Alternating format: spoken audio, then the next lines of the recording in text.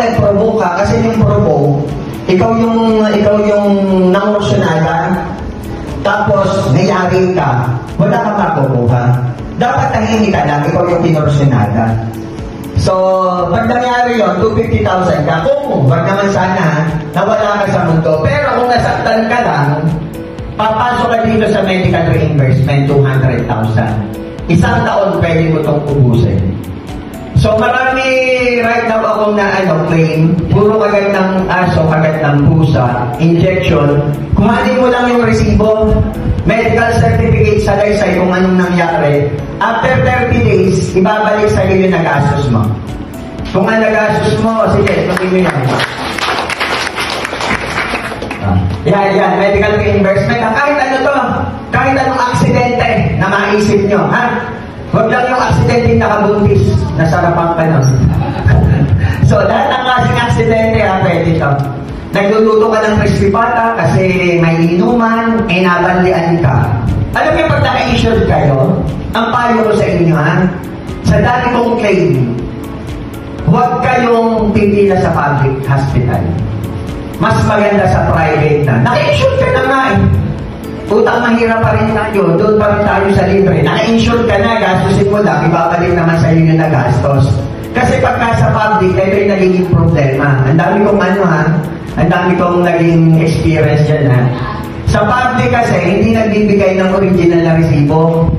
Kasi malakas sila sa government. So pagka walang original na resibo, mahirap yung claim.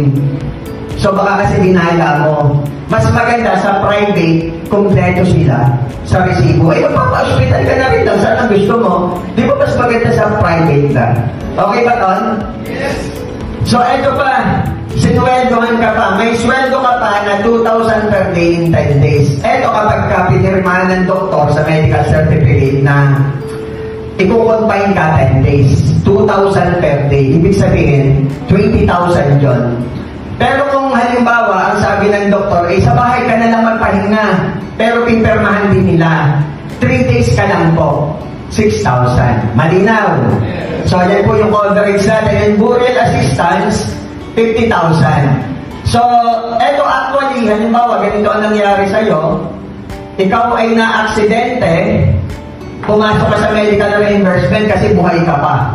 So, pwede mong ubusin itong 200,000. Nasa ospital, namatay ka, pasok ka ngayon dito sa 1 million. Pasok ka pa rin dito sa burial.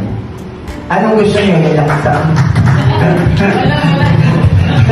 Wala. Protection po ito, O bakit ito? Bakit ito yung inano natin? Bakit ito yung inopen ng company? Tingnan nyo.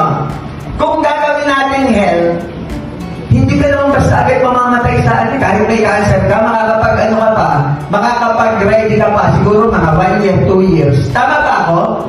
Eto, pag na-aksidente ka at wala kang pera, pustahan tayo, yung kapitbahay mo nakaaway mo, pag nakita mo may pera at wala, kakatukin mo yun para mangutang. Magkano lang naman, 13 pesos per day, 20 stick, 12 pesos na stick ng sigarilyo, nagdagan mo ng piso, naka-shoot ka na. So, ayan pero one-time payment po yan.